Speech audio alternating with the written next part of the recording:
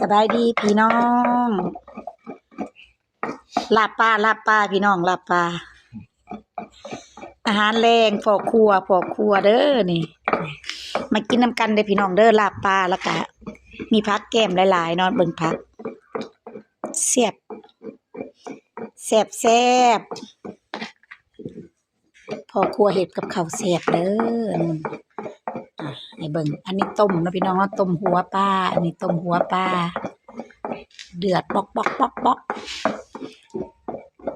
ต้มส้มๆให้ได้ใส่อันเจ้าตำโคลนมันขึ้นอีกบนเฮ้ยโอ้ให้มันเหนียวให้เหนียวมีผักสะเดากินพร้อมพี่น้องสะเดากินกับลาบปลาแซ่บเนาะพี่น้องเนาะคนใดอยากตามมาเด้อ